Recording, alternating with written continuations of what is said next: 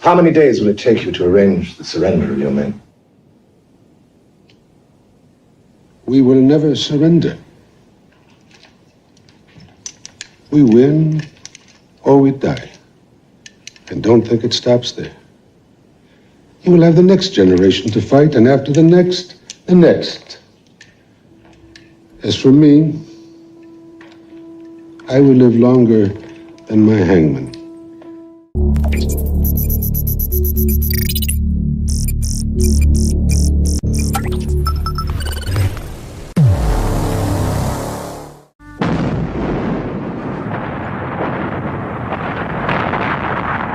On this land that witnessed unforgettable heroics, one man stood up to an occupying force that thought it was invincible. He is Omar Al-Mukhtar, the lion who humiliated the Italians and subdued their armies on the battlefield. They tried with all their might to humiliate his people, but they faced an unbreakable rock. Every bullet and every ambush was a new message of injustice recorded in their black pages. Even after his capture, they were unable to reach him, so he remained a symbol of pride and a source of inspiration for generations, so that everyone would remember that the real injustice was what Italy experienced at the hands of Al-Mukhtar. Who is this man, and what is his story?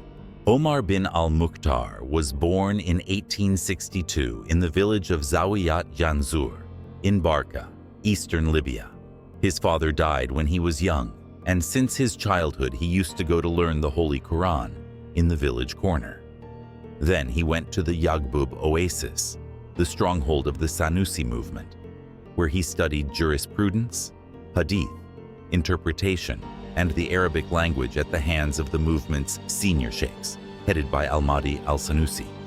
In 1897, Al-Mahdi al-Sanusi appointed him as the sheikh of the town of Zawiyat al-Qusur in the Green Mountain region, and during that period he obtained the title of Sidi, which only the senior sheikhs of the Sanusi movement enjoy. Omar al-Mukhtar also lived for years in Sudan, where the Sanusi movement had a strong presence, as a deputy to Al-Mahdi al-Sanusi, where Al-Mukhtar resided in Karu, in western Sudan. Then Al-Mahdi appointed him as the sheikh of the Ain Kalb Zawiya. It is said that since his trip to Sudan, he was nicknamed the Lion of the Desert. The story goes that he defended those who were with him on the trip against a lion that threatened them. Instead of leaving a camel for the lion to get away from them, he got on his horse and shot the lion, chased it, and then returned to them with its head. After the death of Muhammad al-Mahdi al-Sanusi, the second man in the Sanusi movement, in 1902, Omar al-Mukhtar returned to Barca to be reappointed as the sheikh of the town of Zawiyat al-Qusur, where the Ottomans, who ruled Libya at the time, welcomed his administration of the region, according to the Anadolu Agency. The path of jihad, resisting Italy. At the age of 50, Omar Mukhtar began a long war against Italian colonialism that lasted 20 years between 1911 and 1931, during which he used guerrilla warfare methods, inflicting defeats on the Imperial Army, 1911 to 1922, and then on the Fascist Army, 1922 to 1931. Despite the small number of resistance fighters and their weak equipment, on this long journey, Omar Mukhtar did not only confront the Italian army, but also the slackers, traitors, and those who sold their consciences for a few dirhams. War against the Italian Imperial Army, 1911 to 1922. Italy declared war on Turkey on September 29, 1911, and managed to capture Tripoli on October 3rd of the same year, and began landing its forces in the city of Benghazi on the 19th of the same month. Omar al-Mukhtar gathered 1,000 fighters who joined the Ottoman army and defeated the Italian forces in the Battle of Slawi in late 1911 and expelled them. On October 18, 1912, Turkey and Italy signed the Treaty of Ochi, suburbs of Lausanne, Switzerland, which imposed on the Ottomans to grant autonomy to Tripoli and Cyrenaica, and to withdraw all soldiers and employees from them. But the Libyans ignited the flames of resistance led by leaders such as Sheikh Suleiman Pasha al-Baruni in the western region, Sheikh Ahmed Saif al-Nasser in the south and center, and Sharif Ahmed al-Sanusi, leader of the Sanusi movement, in the eastern region, who was succeeded by Idris al-Sanusi, who entrusted the leadership of the resistance to Omar Al-Mukhtar, who appeared strongly in Barca, which witnessed the most violent raids against the Italians, the most important of which was the one that broke out on Friday, May 16, 1913, in the city of Derna, and the Battle of Bushmal in the Ain Mara area, which took place on October 6th of the same year, and the battles of Shaknab, Shalazima, and Zuayatina in February 1914. The Italians negotiated peace with the leader of the Sanusi movement, Idris al-Sanusi, and signed the peace treaty that was signed in 1915, the Treaty of Zuayatina, with him in 1922, which angered Omar al-Mukhtar and the leaders of the movement. So they presented him with a document of allegiance to him as their leader, on the condition that it would be for jihad against the Italians only. Before Idris accepted the condition, the Pledge of Allegiance, but he immigrated to Egypt a few days later. Omar al-Mukhtar traveled to Egypt in March 1923 to discuss the future of the Libyan resistance with the Senussi leadership, and Italy tried through its agents in Egypt to contact him and offered him either permanent residence in Benghazi in exchange for a large monthly salary, and if he wished, it would make him the #1 figure in Libya, or to remain a refugee in Egypt, receiving a generous salary on condition that he cut off his relationship with the Senussi. But he refused and insisted on fighting the foreign occupier. While in Egypt, Omar al-Mukhtar agreed with Prince Idris that the supreme leadership of the resistance would remain in the hands of al-Mukhtar, while the prince in Egypt would lead the political work and refugee affairs and supervise the provision of possible assistance to the Mujahideen. And it was agreed that Hajj al-Tawati al-Barasi would be the link between the prince and the leader of the jihad. War against the Italian Fascist Army, 1923 to 1931. The period between 1923 and 1926 witnessed many skirmishes and battles between the revolutionaries and the Italian forces in the Green Mountain, which inflicted heavy losses on both sides and exhausted the Italian forces and the revolutionaries. But its negative effects on the morale of the Italian forces were severe.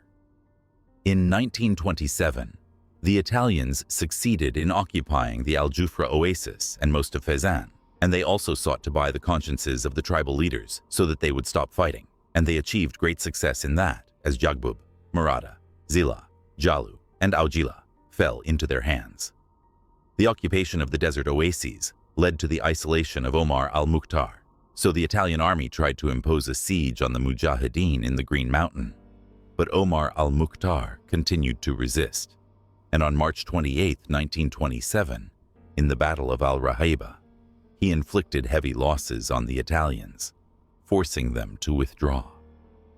But the human losses suffered by the resistance were also heavy, so the Italians returned to attack the revolutionaries on August 11, 1927, in Wadi al-Shabuliyaya, where they besieged them in the valley from both sides and bombarded them with artillery. After killing dozens of revolutionaries, Omar al-Mukhtar and his men succeeded in withdrawing and headed east. In September 1927, groups from Zawiya, Al-Jufra, Marsa al-Brega, Jalu, and Aujila invaded the Italians, inflicting heavy losses on them. The resistance of the Mujahideen intensified in the Green Mountain, despite the Italian occupation of the important Senussi oases and centers. In late January 1928, the resistance defeated forces led by Graziani who wanted to seize what remained of Fezzan. However, in February 1929, the Italians contacted Omar Al-Mukhtar, proposing a meeting to discuss ways to reach peace. Between March 20th and June 19, 1929, several failed meetings were held between the resistance and the Italians, which ended with a meeting between Omar Mukhtar and Marshal Badoglio, the Governor-General of Libya, where the marshal proposed a 2-month truce during which all military operations would cease so that negotiations could be conducted in a calm atmosphere. Mukhtar agreed to this. However, the Italians then set impossible conditions aimed at forcing the resistance to surrender, to which Omar Mukhtar replied, "I do not accept these conditions, and I would rather die of hunger and thirst than throw myself and my brothers into the hands of the Italians to deal with us as they please." The Italians continued to procrastinate in resuming negotiations, but in return, they sought to sow discord among the Mujahideen by using money and promises of privileges to buy the consciences of those who had lost their resolve. When Omar Mukhtar realized the futility of negotiations with the colonizer, he stopped the dialogue, and the situation exploded again. As a result of the repeated failure of the Italians to suppress Omar Al-Mukhtar's revolution, Mussolini assigned General Rodolfo Graziani to fight the resistance. He took a number of repressive decisions, including imposing the death penalty on anyone who cooperated with or contacted the revolutionaries, imprisoning most of the sheikhs and notables of Benghazi and Derna, and establishing the Flying Court that used airplanes in its movements, met quickly, and issued its rulings immediately. At the slightest suspicion, the people were sentenced to death. Their property was confiscated and given to fascist mercenaries. Graziani also gathered civilians in camps that he set up in the desert and surrounded them with barbed wire after burning their villages and crops and killing their animals. He announced a reward of 200,000 Italian francs for anyone who brought Omar Al-Mukhtar alive or dead. On June 14, 1930, Graziani took control of Kufra in the south, which was a stronghold of the resistance, and also took control of the Al-Faydiya region. Faced with this reality, Omar Al-Mukhtar moved his area of operations to the eastern side of Al-Dafna due to its proximity to the Egyptian border, which made Graziani decide to erect barbed wire along the eastern border from the Mediterranean Sea to beyond Jagbub, which cost the Italian government 20 million Italian francs. But in return, it deprived the revolutionaries of the supplies that were coming to them from Egypt. On September 11, 1931, Italy learned that Al-Mukhtar and his companions were in Wadi al-Jarib in the Green Mountain, so it issued an order to surround the valley from all sides. Al-Mukhtar and his companions fell into an enemy ambush. During the battle, Omar Al-Mukhtar's horse was killed and fell to the ground. The Italians attacked it and captured it. One of the traitors recognized him. Omar Al-Mukhtar was transferred to the port of Susa and from there to Benghazi by sea. When Graziani arrived in Benghazi on September 14th, he announced the convening of the special court the next day. At 5 in the evening, the trial took place, which was a sham in form and content, and the judge ruled to execute Omar Al-Mukhtar by hanging until death. On the morning of Wednesday, September 16, 1931, the Italian occupation carried out the death sentence on the resistance fighter, Sheikh Omar Al-Mukhtar, in the center of Suluk, south of Benghazi, in the presence of all sections of the Italian army, 20,000 citizens, and all Libyan political prisoners. History recorded that he said in his last words before his execution, "We do not surrender. We win or die, and this is not the end, but you will have to fight the next generation and the generations after it. As for me, my life will be longer than the life of my executioner."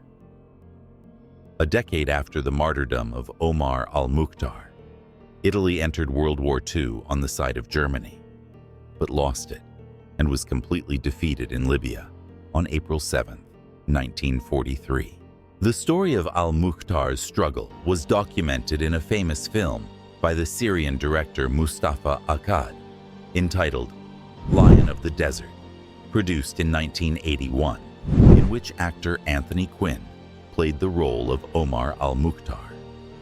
A university was established in his name in Libya in 1961, and since 1971, Al-Mukhtar's face has appeared on the Libyan 10-dinar banknote, and some roads, streets, and mosques in a number of countries around the world, especially Arab countries, have been named after him. In September 2008, then Italian Prime Minister Silvio Berlusconi bowed and kissed the hand of Mohammed, the son of Omar Al-Mukhtar, and then Libyan leader Muammar Gaddafi, and apologized for his country's atrocities against the Libyan people. The Italian Prime Minister's bow was likened to a photo of Omar Al-Mukhtar in shackles taken shortly before his execution. Thus, we have reviewed the biography of the hero Omar Al-Mukhtar, the Sheikh of the Mujahideen, who did not know surrender and proved to the world that faith in the cause and adherence to freedom are stronger than any weapon. His memory remains an inspiration for generations, and we learned that will and courage can change the course of history.